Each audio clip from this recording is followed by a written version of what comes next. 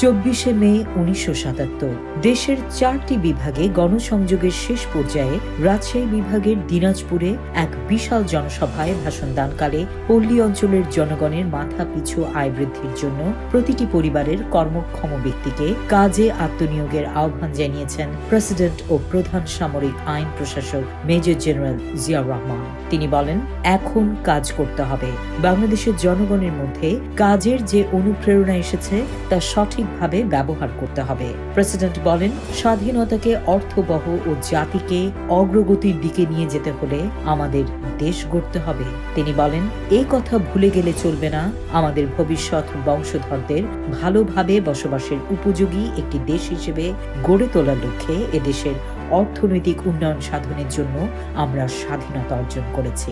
President বলেন, জনগণ এখন কাজ করতে প্রস্তুত। তারা নিজেদের পায়ে দাঁড়াতে চায়। তাদের উৎপাদনমুখী কাজে সংগঠিত করতে হবে। 24 মে 1978 ফেনীতে এক বিশাল জনসভায় ভাষণ দানকালে প্রেসিডেন্ট জিয়াউর রহমান বলেন, অর্থনৈতিক কর্মসূচি শূন্য রাজনীতি অর্থহীন। জনগণের কল্যাণ এবং দেশে সাধারণ মানুষের অর্থনৈতিক মুক্তির জন্য যে রাজনীতি, সে রাজনীতি ছাড়া অন্য কোনো কিছু আর কাজে আসে না। তিনি বলেন, সুস্থ গণতন্ত্র ও রাজনীতির উদ্দেশ্য ও লক্ষ্য হিসেবে এক বাস্তব অর্থনৈতিক কর্মসূচি অবশ্যই নিতে হবে। ফেনী ছাড়াও রামগঞ্জ, বেগমগঞ্জ, সেনবাগ ও সোনাগাজীতেও বিভিন্ন জনসভায় ভাষণ দেন প্রেসিডেন্ট জিয়াউর রহমান। প্রেসিডেন্ট বলেন, আমাদের 19 দফা কর্মসূচি আছে যাতে দেশের সামগ্রিক অগ্রগতি ও আমাদের সার্বভৌমত্ব এবং স্বাধীনতা আরও সংহত করার কথা বলা হয়েছে। তিনি বলেন, আমরা ইতিমধ্যেই কাজ করতে শুরু করেছি সেই অর্থনৈতিক কর্মসূচিকে বাস্তবায়নের জন্য।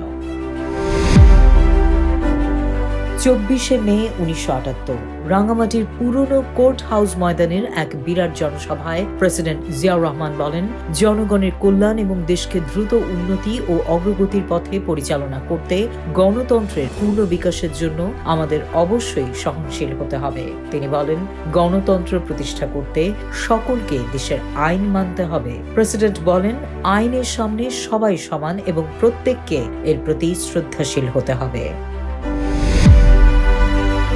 24 মে 1979 বার্মার প্রেসিডেন্ট নে উইনকে বিদায় দিতে এসে বিমানবন্দরে সাংবাদিকদের সঙ্গে আলোচনাকালে প্রেসিডেন্ট জিয়াউর রহমান বলেন, বাংলাদেশ ও বার্মার মধ্যে শীঘ্রই সমুদ্র সীমারেখা নির্ধারণের বিষয়ে আলাপ আলোচনা শুরু হবে। দুই দেশের মধ্যে টেলিফোন যোগাযোগ স্থাপনের সিদ্ধান্ত নেওয়া হয়েছে।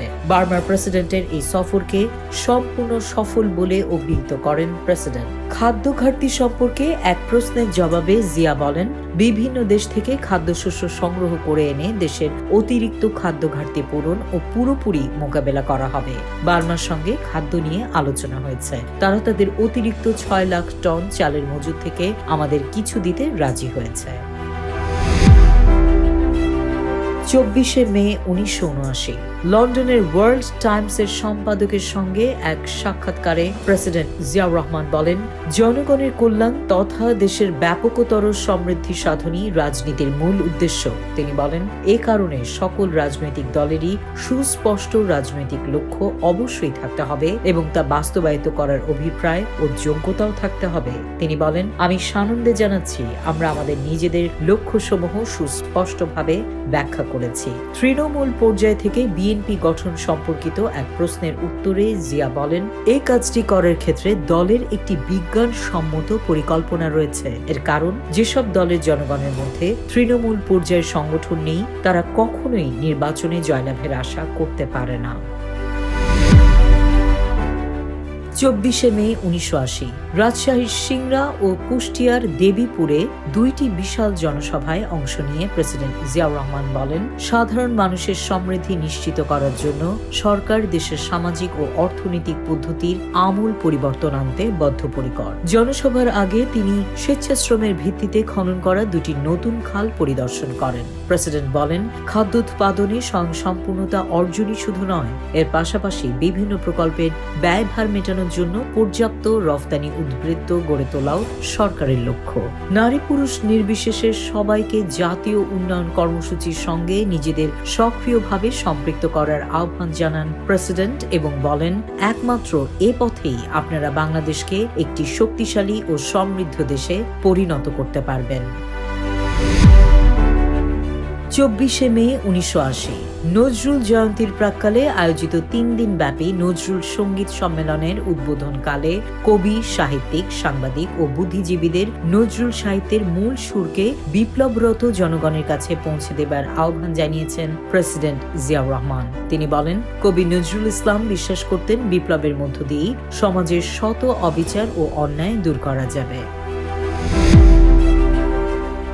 24শে মে 1981 কারিগরি মিলনায়তনে বিজ্ঞান ও প্রযুক্তি বিভাগ আয়োজিত 2 দিন ব্যাপী উন্নয়নে জ্বালানি শীর্ষক এক জাতীয় সেমিনারের উদ্বোধনকালে জাতীয় উন্নয়নের স্বার্থে দেশের জ্বালানি সম্পদের সদ্ব্যবহারের আহ্বান জানান প্রেসিডেন্ট জিয়াউর রহমান। তিনি বলেন, জ্বালানি শক্তির পরিপূর্ণ ব্যবহারই হচ্ছে উন্নয়নের চাবিকাঠি। প্রেসিডেন্ট বলেন, অফুরন্ত প্রাকৃতিক সম্পদের অধিকারী হয়েও যথাযথ ব্যবহারের অভাবে আমরা অভীষ্ট উন্নয়নের লক্ষ্যে পৌঁছাতে পারছি না। তিনি বলেন, দেশের এই অফুরন্ত ও বিপুল প্রাকৃতিক সম্পদের দ্রুত উত্তোলন এবং ব্যবহারের উদ্দেশ্যে আমাদের সরকার সিদ্ধান্ত গ্রহণ করেছে।